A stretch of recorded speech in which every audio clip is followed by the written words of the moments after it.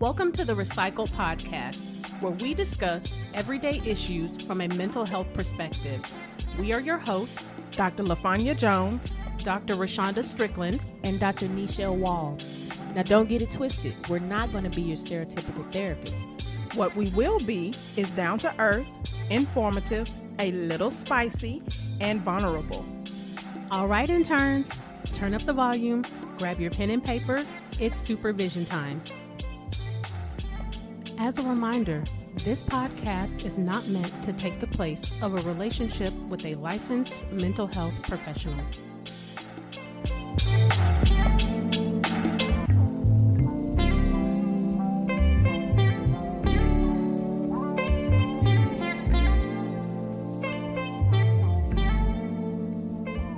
Welcome back to session 32, The Enemy Within.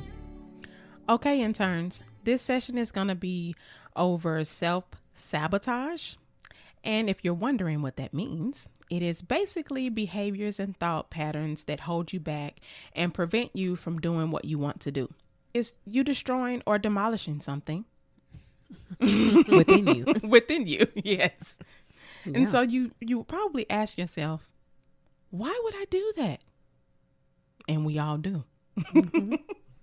I did it last night. I knew good and well that I need to hang my laundry up. And I was like, you know what? I'm going to do it tomorrow. Sabotaging myself because now I'm sleepy. And I don't want to do it when I get home. It be like that, though. Mm-hmm. Yeah. And then, we do it like very subtly.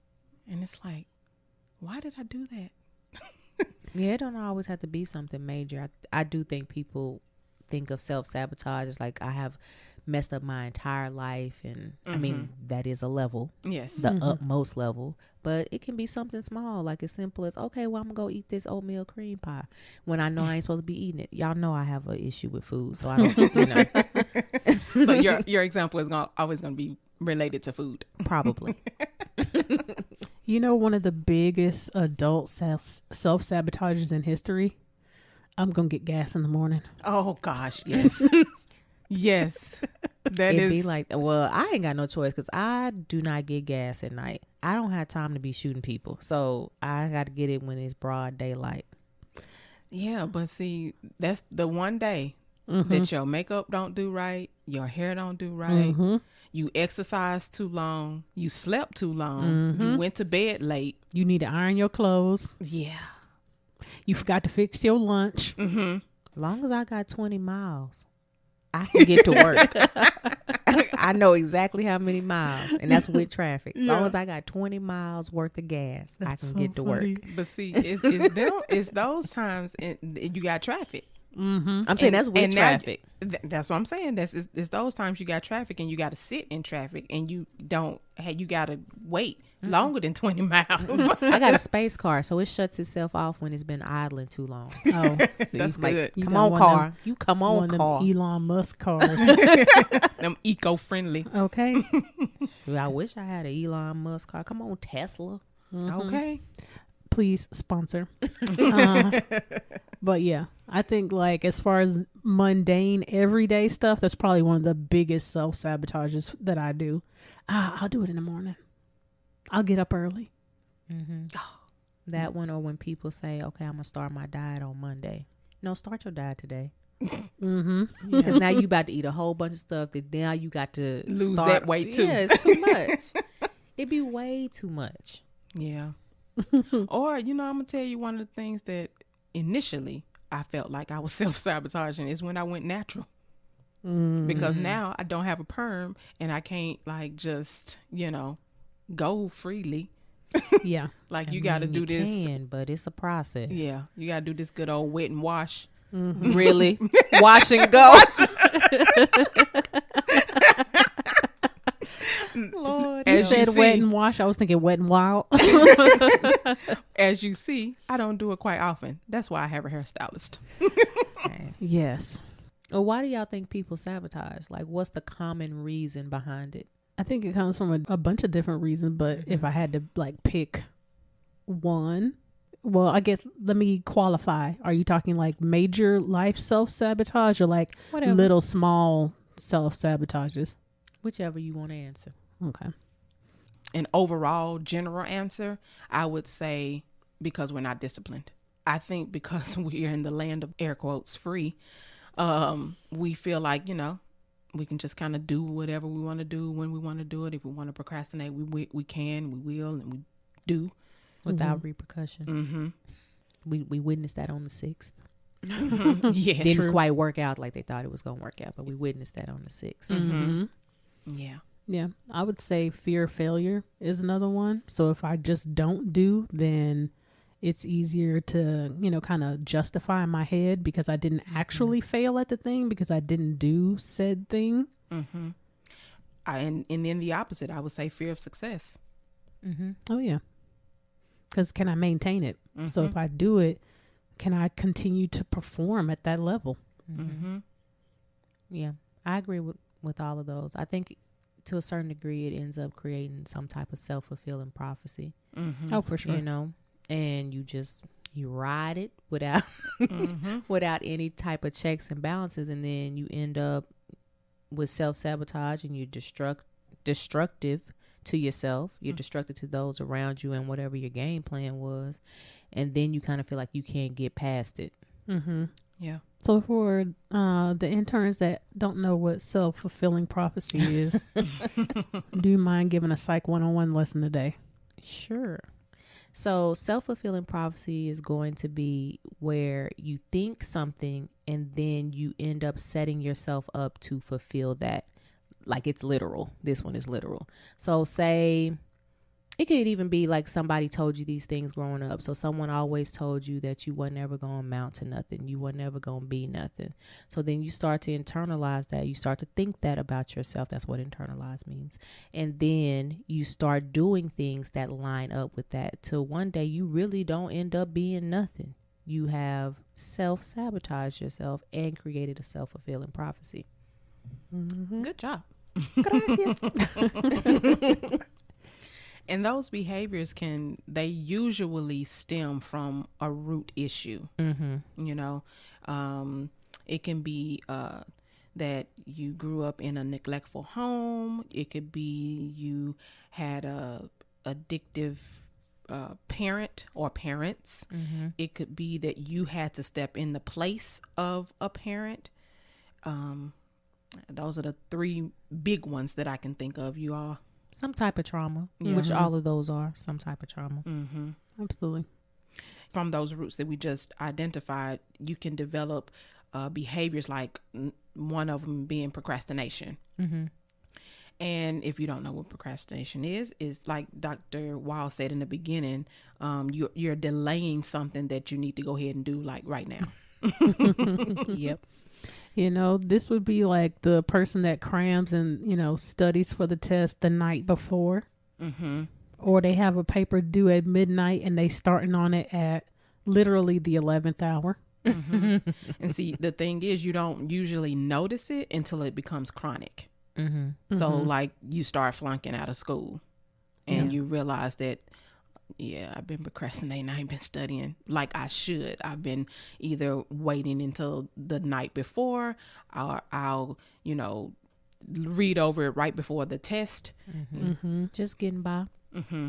Yeah. This reminds me of when I was in undergrad, I took a class called Self-Deception.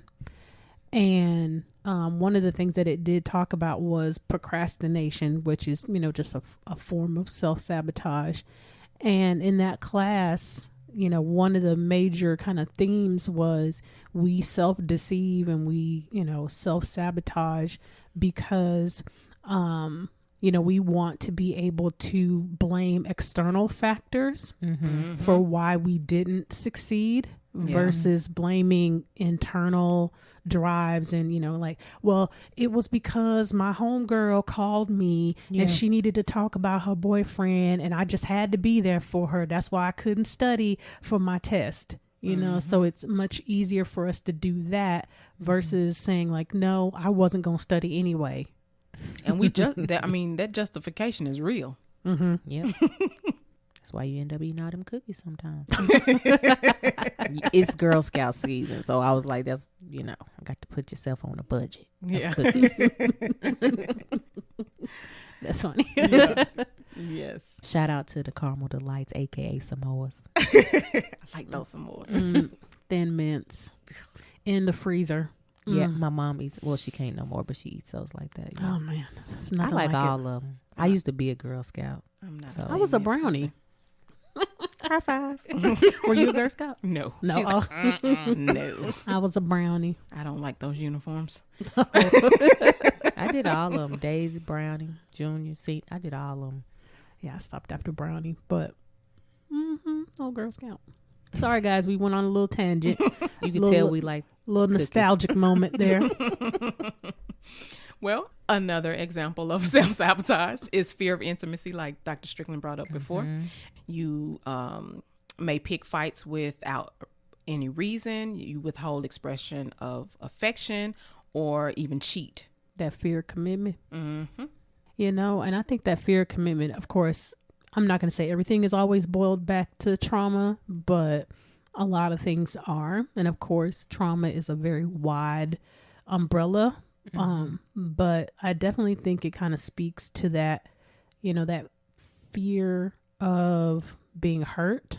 Mm-hmm. So it's always a self-protective kind of thing. So if I don't do, then I can't be held accountable for. Mm-hmm. Yep. Can you say rigid boundaries? Yes. And that's why if you are a person listening and you've been cheated on, don't take on that responsibility of it being your fault. If you're in a relationship and the relationship is a bad relationship, yes, there is a percentage that both people put in to make the relationship bad. However, there's nothing you can do to make someone cheat on you, just like it's nothing you can do to make someone hit you. Right. I think people get into those situations because the only option that they are giving themselves is to stay.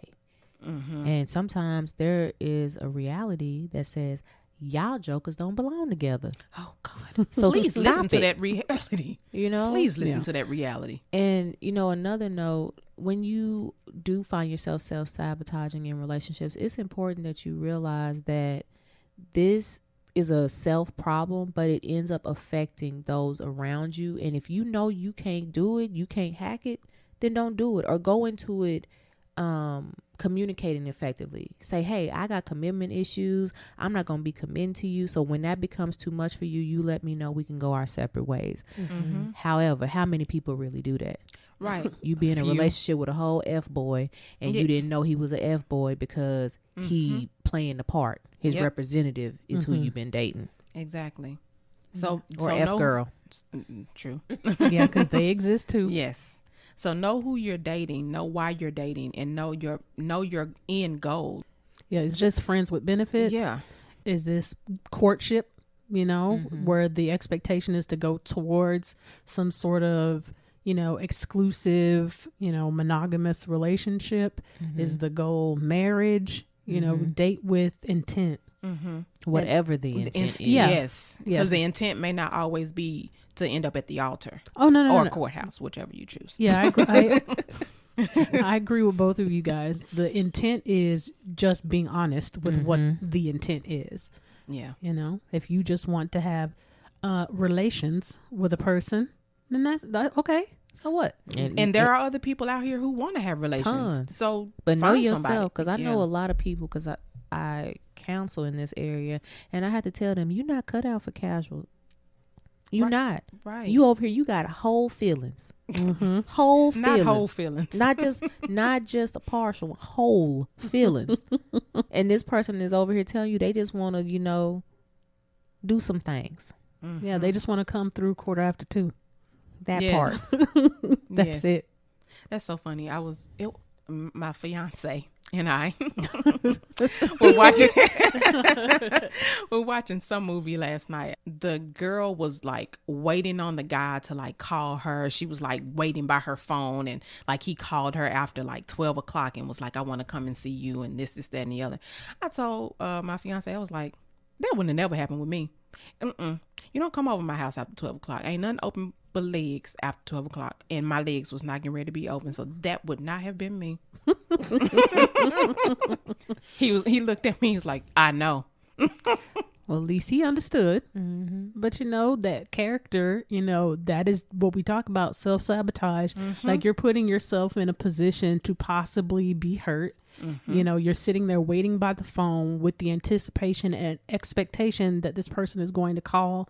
And on top of that, want to see you. And then whatever you've built up in your head on what that interaction is going to be, that versus one, having this discussion before it even, gets to that point where you're just sitting waiting by the phone. Yeah. Now, hopefully this was an older movie.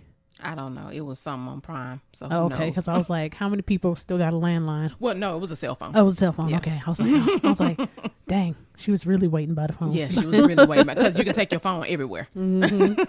So another self-sabotaging behavior is lack of self-worth. So when a person has lack of self-worth or self-compassion, you don't feel worthy of success, recognition, or happiness that all of the success would bring.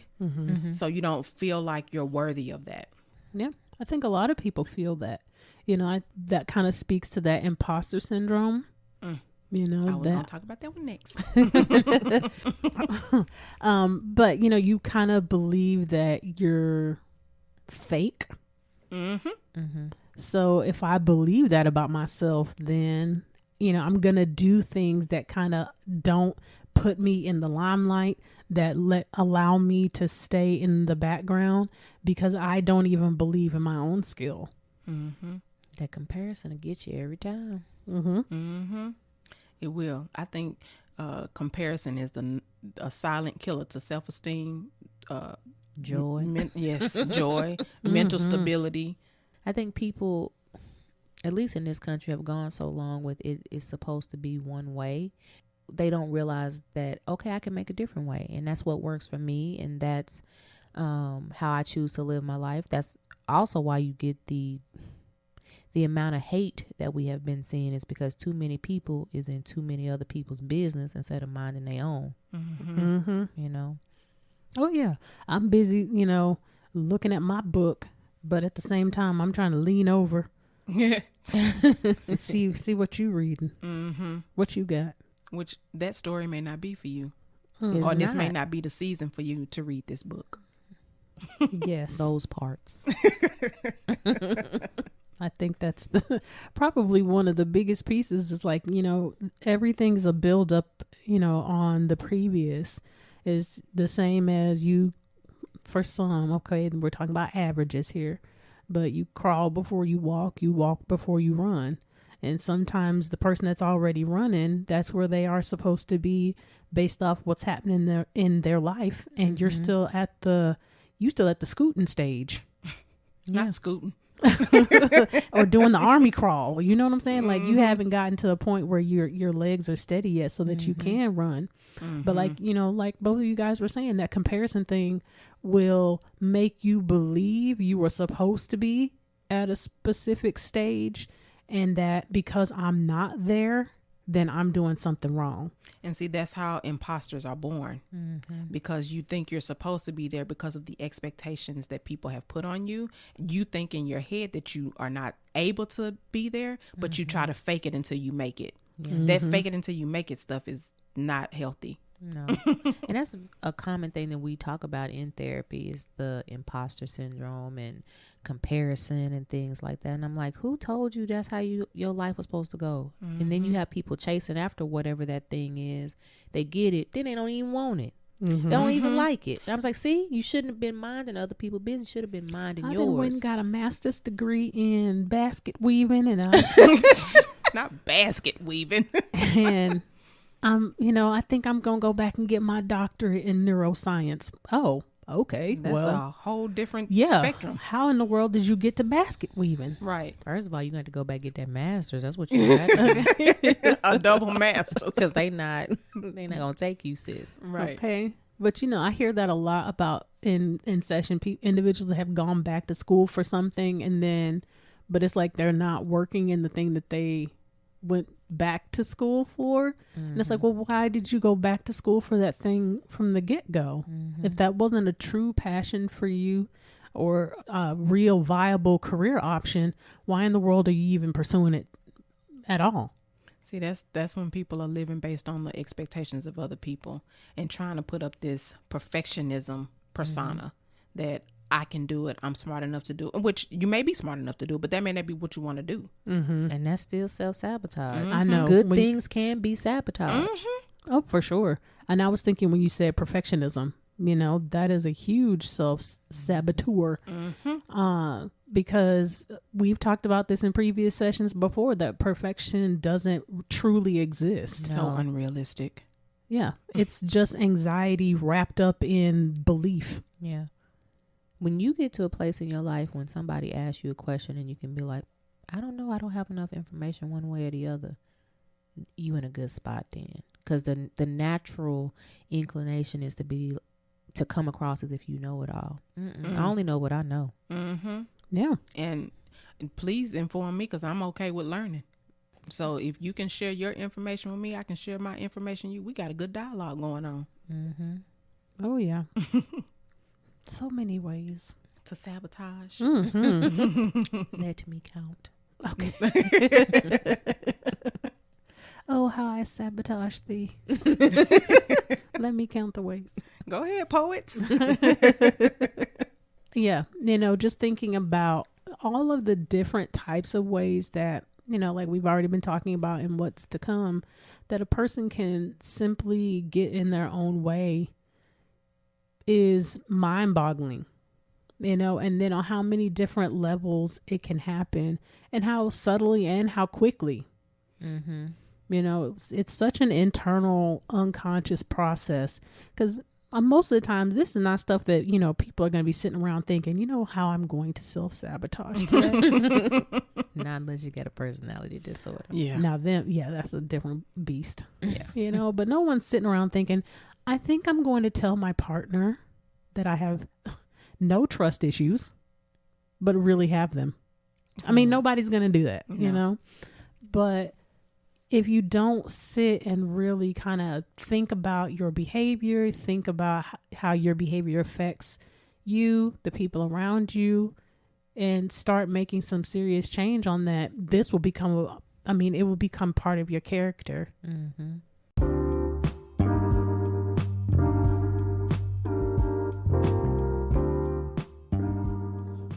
If you haven't heard about Anchor, it's the easiest way to make a podcast. Let me explain. It's free.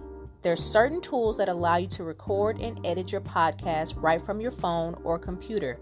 Anchor will distribute your podcast for you so it can be heard on Spotify, Apple Podcasts, and many more. You can make money from your podcast with no minimum listenership. It's everything you need to make a podcast in one place. Download the free Anchor app or go to anchor.fm to get started. That's ANCHOR.FM.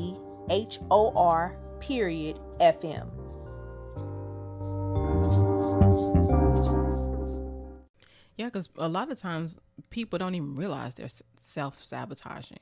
It's because it was funny because a lot of this week, I don't know why, I talked to people about self-sabotaging. And when I pointed it out, it was like a light bulb went off. They didn't even realize it was self-sabotage. I'm like, how did you not? Okay. That's what you pay me for. Exactly. Yeah. I had to get that reality check real quick. Oh, that's why, because they're here. Okay. So, they don't even usually know that you're doing it. Yeah. I had a young guy like that a few weeks back, and I told him, I said, so this what we doing now? We just sabotaging ourselves? And he's talking about, I am not you literally are. You just gave me the definition. Yeah, I was like, you said this is what you wanted to do. This is what you did. Did you get closer or further away from the thing that you wanted? He talking about further. I said, okay then. I said, why are you arguing with me? I said, this your session. Do you know? I was like, you don't want me to hold you accountable no more? He's like, you right. I was offended and I didn't process that well. I said, okay, well that's your stuff, not mine now. Come on. Let's not get into that. Okay. Because it's been a week. Yeah. I'm like, is Mercury in retrograde or is it a full moon this week or something? Cause it's coming up. I mean, we did just enter into Aquarius. So, because I'm like, bad this week. Yeah, they've been on some other levels. And people are stressed out because of many things. So, Mhm. you know. Yeah. But if you're stunted in like areas of love, success, joy, being content, and peace, you're probably self-sabotaging. Mm-hmm. Or if you feel stuck, Mm-hmm. stagnant, Mm-hmm. you are more than likely self-sabotaging. Absolutely. Yeah. Now, what is y'all's self-sabotaging thing that y'all do? Mm. It don't have to be a major one. It can be a Oh. minor one. Gotcha. Look, I already told you my first one. I'm going to get gas in the morning. Yeah. Yeah. Ooh, let me think. Hmm.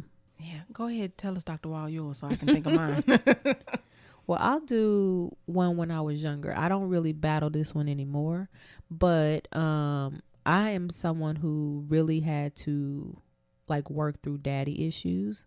And because of like the abandonment and the rejection of that, I would just be void of emotion. So I wouldn't let anybody get really close to me. I would be super loving and attentive and a super giver to them, but I really wouldn't let anybody do that to me. And so it makes you feel very lonely in the midst of being surrounded by people. Now, that's not something I currently battle no more because that was too much work. And I was like, I got to get some better boundaries. This ain't healthy. And then you realize, okay, I'm perpetuating the cycle that I've already experienced. And I think I understand it. I got a t-shirt, a couple scars, wounds. I don't need no more. But I would say probably now self-sabotage will probably be making myself too busy to do the things that I really need to do. It's like, oh my God, it's coming. Let me do something else. So I'm working on like calming myself down, being focused, being centered, because it'll be very easy to sabotage the things that I'm working on, sabotage the things that we're all working on just because you get in your own way. Because of the sheer volume. Yeah. Okay. It's a lot on our shoulders. Mm-hmm. What they say, heavy is the, what's that saying? Head that wears the crown. Yeah, I couldn't remember what it was. I didn't hear what you said. I'm sitting up here trying to think about my behavior. Let's see. So how do I self-sabotage? If anything, I think I probably do the opposite. Mm-hmm. Even though I know that I have a lot of things, and if I really focused, I have the time to dedicate to all of those things. Mm-hmm. I don't, Okay. you know, because I think sometimes I tell myself that I'm resting or I'm recuperating when in reality, I just don't want to do the stuff that I need to be doing. It's very Aries of you. Y'all, I still can't think of anything. That's a self-sabotage in itself. But I can't. I'm trying to think. I am very out of touch. So let me rephrase it. What is a way that you put your own stumbling blocks in front of yourself? See, I've worked a lot on myself. It can be an old one. It don't have to be a currently active one. Mine would have to be spiritual. It would have to be when I felt like God wasn't answering my prayers. I would like be mad at God, and I would tell him like, I don't want to talk to you because you're not talking to me anyway, which could be sabotaging because I could reap that, you know, but, and he could be talking to you, and he could, he's just not doing it the way you want it. Exactly. And so because that's it.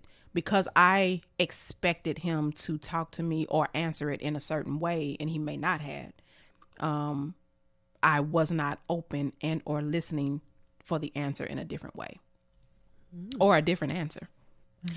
And I used to tell people all the time, God is always working on my faith and my patience. Or you're just stubborn and not listening. See, I wasn't blaming me. It was God's fault. See, Interesting. I do think that's common though, not accepting ownership. Oh, okay. Mm-hmm. Very I wasn't common. sure where you were going with that.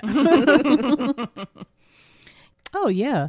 That goes back to that. It's easier to blame external factors as to why something is not happening versus really sitting down and looking at yourself and saying, no, I did that. Mm-hmm. I made that choice. I put this, roadblock or this obstacle in my own way. I accepted these behaviors. I accepted this treatment. I accepted this, or I allowed certain things to kind of play out the way that they did. I didn't step up and do this. It's very easy to say it was somebody else or something else, so that then I don't have to introspect or look inward to make any changes because it wasn't me. Yeah. It makes you wonder why people don't see how necessary it is to admit faults, admit wrongs.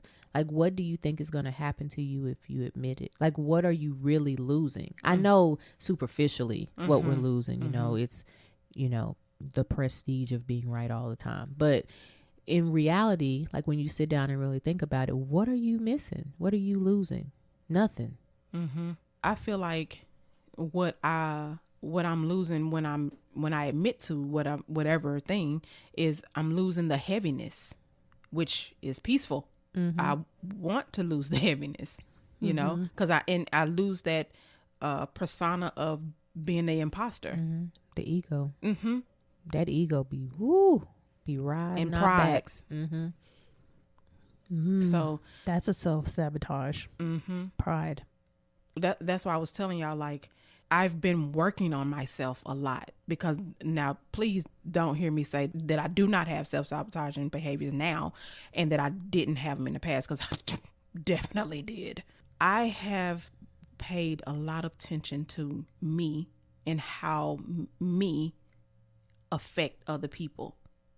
And so not that I'm perfect and not that I've arrived and, completed that task of, self-awareness, but even when I offend someone, I can hear it as it's coming out of my mouth.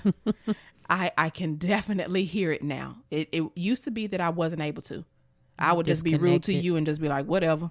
Yeah. But now I'm connected to it and more aware of it and be like, oh, that came out strong. I'm sorry. I didn't mean that. Even if we are arguing, I can wheel it back and say, I'm sorry.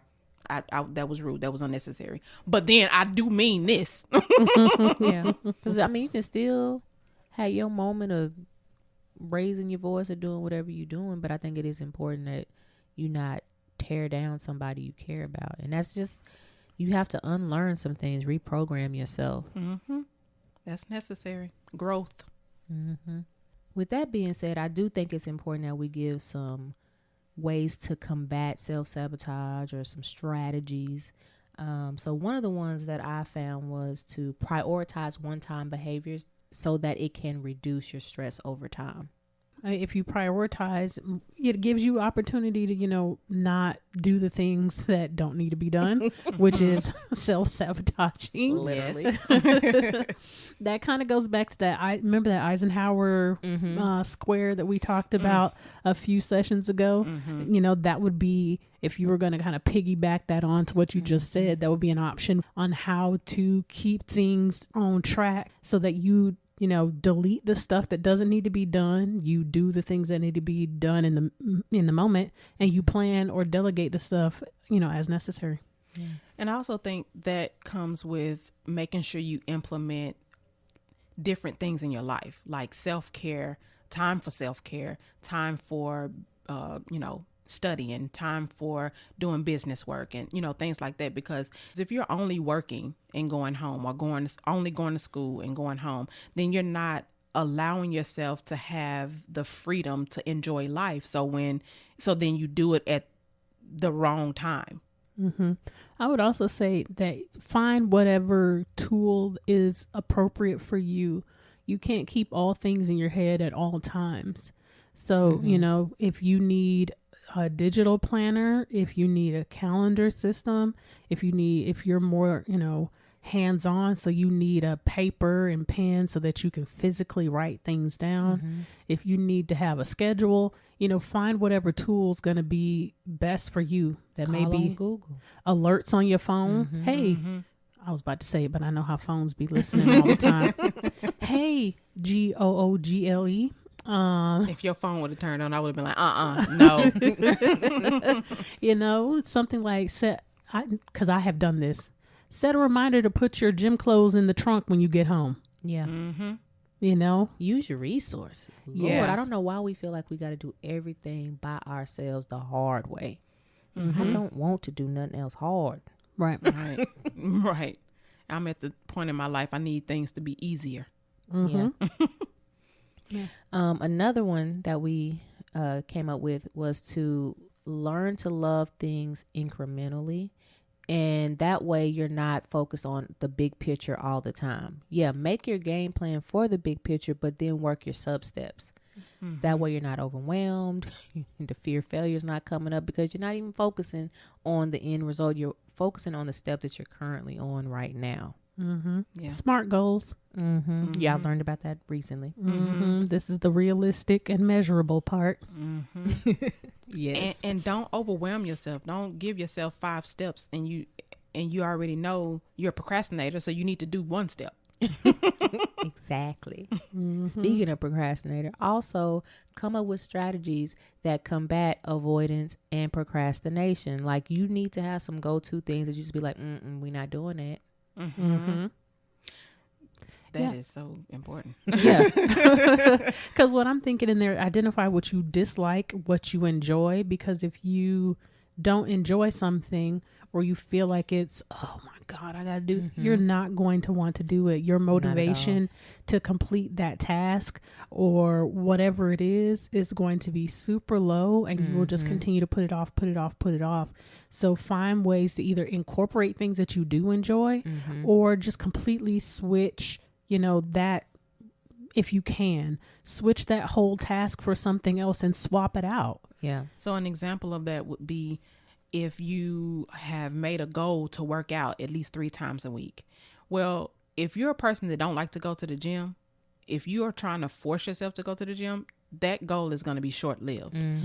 But if you like to dance, you can find YouTube videos and dance around your house. Yeah. So Or just dance. or just- till you yeah. sweat Exactly. for 30 minutes or more. At least 3 times a week. Yeah. Another tool that I used in that category, and I just realized this growing up, was that the thing that I didn't want to do, I would do it first. And then the thing that I wanted to do, that would be my reward. So like if I got home, I would immediately do homework. As soon as I hit the door, I got to go do homework because then I want to go watch Steve Urkel or whatever was coming on at that time in my life. You just have to, you're kind of tricking yourself, but you're really not, because you're making strategies that are going to benefit you in the long run. Yeah. I do that with the eating. Eat your Brussels sprouts first. Them things is nasty. What? I love Brussels sprouts. Y'all know I got bitter issues right now in my life. My I love Brussels my sprouts. It tastes tongue like has baby not cabbage. returned to me yet. For all y'all that have followed us for a while, y'all know that I'm a recent breast cancer survivor. So my taste buds are not my own. So right now it's bitter. Gotcha. Okay. Messed Gotcha. me up. No, but like, while I have severely cut this out of my diet, I won't say eliminated, I will just say severely cut. I do love bread. I grew up eating bread with literally just about every single meal. What's your favorite? Like, I love Popeye biscuits. You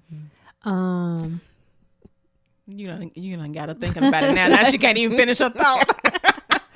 But I love Popeyes. As an adult, I love Popeyes biscuits. But when I was a child, one of my favorite things. So, my father was kind of primarily the cook when my parents were married, and he would make either lemon poppy seed muffins, blueberry muffins, or like these apple streusel muffins. And like, in reality, these are like breakfast foods, but we're having that like just daily with dinner. So I am the type where I will eat all my food and then I will eat Your muffin. my bread, or That was what. your dessert. And I still do that now. Like, if like several weeks ago, like my husband and I went to I think it was golden chick of some sort. And I ate my whole thing and then I ate my roll. I do that too. But it'd be so good. Yeah. And if it's Popeyes, you put the honey on there. Oh, yeah. I'm sorry. definitely eating my biscuits last at Popeyes. Now, make sure they warm a little bit because, Popeyes biscuit will choke you. They are a little dense and thick with 2 C's. But yeah, so when you talk about finding ways to put the enjoyable thing, last, or put the more difficult thing first. So I'm gonna go ahead and eat my food, and then I'm gonna save the thing that I want at the end. Make you feel good. It do, like that last little bit of mac and cheese. The corner. Yeah. Y'all got them over here reminiscing on food. Together. We are. We're going to get it together, y'all. So 2 more. So the next one is understand your seemingly irrelevant decisions. And with this is important because a lot of times people are like, oh, I just messed up. I shouldn't have did that. No, sometimes you need to track, why am I doing this? Like, am I feeling something come up? Am I being triggered? Or am I just following old, patterns? Like, you have to kind of go there on something so that you can create a less destructive path. Mistakes are made and proven to be lessons that we learn from. So it's good. So if you make the mistake and you then think about, oh man, I shouldn't have did that, and you feel that guilt, that's fine. Guilt can be a healthy emotion if you utilize it the way it's supposed to be used. Guilt is meant for us to be pushed into moving forward and being pushed into making different decisions, not to keep you stuck. So if you make a mistake, that's fine. Just learn from it. Or like Bob Ross said, happy accidents. Not Bob Ross. I'm just gonna put a little tree right here. I mean, he was cold-blooded, the next and final one is practice radical self-acceptance and self-care. So we've talked about this before. Radical self-acceptance is the ability to accept yourself for who you truly are without trying to make changes. Now, eventually you will figure out what those changes need to be, but at a certain point you have to just fully accept yourself. And then, of course, self-care. Now, self-care is not just getting your nails done or something like that. Self-care in this sense is like really doing the work to make yourself better. I think I've talked before about when I talk with my clients about self-care, you have indulgent self-care and then you have functional self-care. Indulgent self-care is, of course, go buy yourself something, go on a trip, it's something that you get. But functional self-care can be stuff like go to the doctor. Please. Men, we talking specifically to y'all. Men, go to the doctor without your woman having to make the appointment. Right. Or brothers. Okay. That's a self-sabotage in itself. You feel something like, oh, my chest been hurting. Yeah, go get that checked out. That's exactly. Before you over here like, oh, what they used to say on Sanford and Son when he would, I'm coming, Elizabeth. And he did that so much, he really did. I know. Oh, why would you do that to us? Yeah. So, you have functional versions and then you have your indulgent versions, and you do need both of those. You just have to put them in their appropriate spaces. And self-care can also mean that if you're in therapy, I talk to all of my clients about, I'm teaching you the tools, but what are you going to do with it? Now it's time for you to apply them. Can we repeat that, please? For any clients that may be listening, any past or future ones that may be listening, or people that are considering therapy. We're teaching you the tools. So now how are you going to apply them? You have to apply what we're teaching you in order for you to feel different, be different, and see something different in your life. Application creates the manifestation. Okay. Ooh, put that on Jesse Jackson. Put that on a t-shirt. Those will be for sale eventually in the near future. That intellectual property has already been claimed. Thank you. So as customary, we have a quote. And the quote goes, self-sabotage is when we say we want something and then go about making sure it doesn't happen. Must be this volume control. So, okay, interns, process your notes. Be sure to catch us next session and find us on all major platforms at the Recycled Podcast. If you're a new intern, be sure to like, comment, subscribe, and share. Thanks for listening. And remember, we are shifting and reshaping our psyche through healing conversations and connections, one discussion at a time.